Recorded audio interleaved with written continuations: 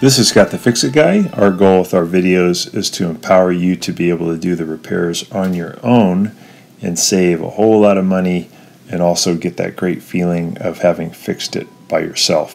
Today we have a Kitchenaid dishwasher that's leaving the dishes pretty dirty at the end of the cycle.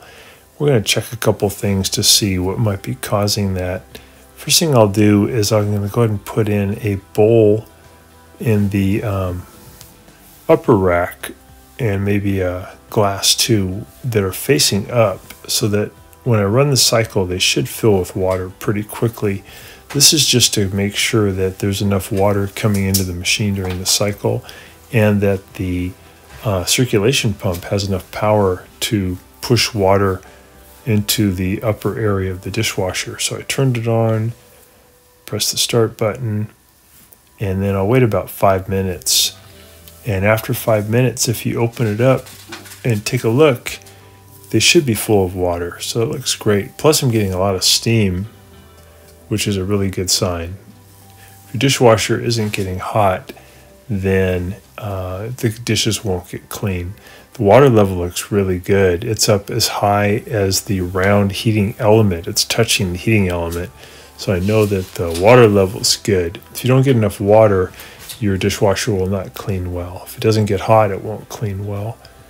If the pump isn't working, it won't clean well. So we did a test for the water level. The pump's working good.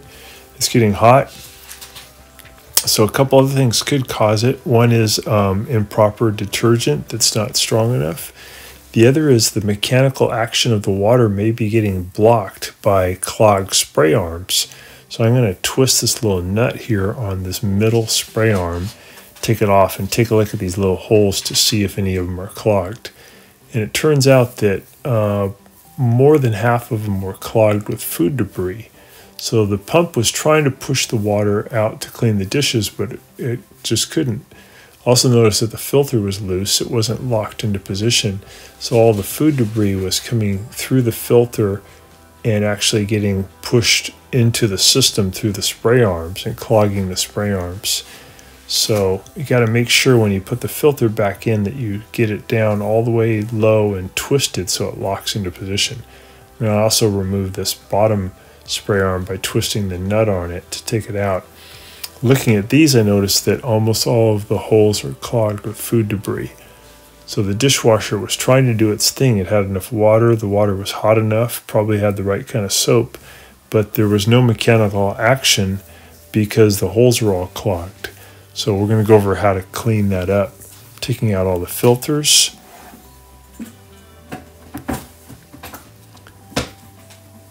And I'm going to look at this spray arm at the very top. There's 2 holes that the water shoots out of, and I can tell that those look really good.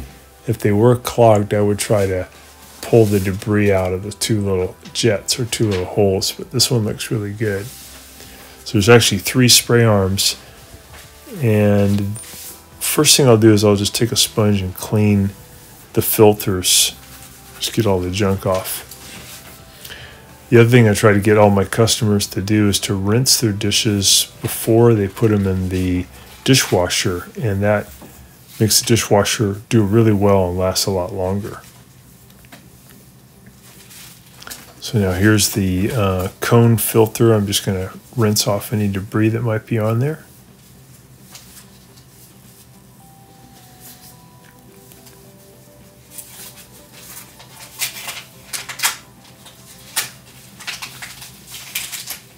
So the filters look good. Take a look at the spray arms. This is the lower spray arm. I'm going to see if I can get this stuff out of here. One way you can do it is you can pinch it and just pull it out of the little holes. Another is you can grab it with a needle nose pliers. Probably the fastest way to do it though is to actually push with a sharp implement the debris back into the spray arms and then let water enter the spray arms, and the water will carry the debris out and it'll come out the middle of the spray arm.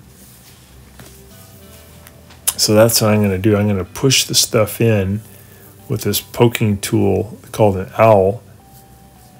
Push all the junk into the spray arms. Then I'll put some water in from the sink, and then I'll flip the spray arms upside down and let gravity and the water pull the debris out. I'll do that a bunch of times until there's really no debris left. The main thing that caused this to happen, though, is that when the homeowner cleaned the filter, they put it back in, but they didn't get it to lock into position. You want to put the filter in, down as far as it'll go, and then turn it to your right until it locks in. You can tell it's locked in because when you lift it, the filter won't come out. So now I'm having water go right into the middle of the spray arms, and I'm going to tilt the spray arms back and forth and then let the water run out. This is the middle one. I'm going to twist it, take it off.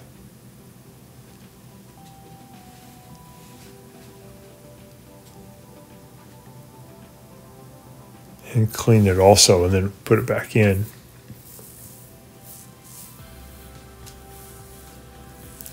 Now I'm using a sponge to clean off some of the debris that was in the bottom, and then I'm going to use it to clean this black rubber gasket, the door seal. You want to make sure you get any detergent off that might be on there. We find that the best detergent for the dishwashers is the Kitchenaid Complete because it's really strong. Anything other than that may not have enough power to really clean your dishes. So one thing you can try if your dishes aren't getting clean is switching to Kitchenaid Complete to see if that'll help. But the things you want to look for is water temperature. Make sure it's hot enough, at least 120 degrees Fahrenheit. You want to make sure the water comes in contact with the heating element. It fills at least that much. And you want to make sure that the circulation pump is pushing the water around by doing that test we did early in the video. And then you want to make sure that all the spray arms are clear. I'm also bending the drain tube in a big high arc so that it'll help to avoid water from coming back from the sink. Here's the type of detergent they were using, which is not really that strong.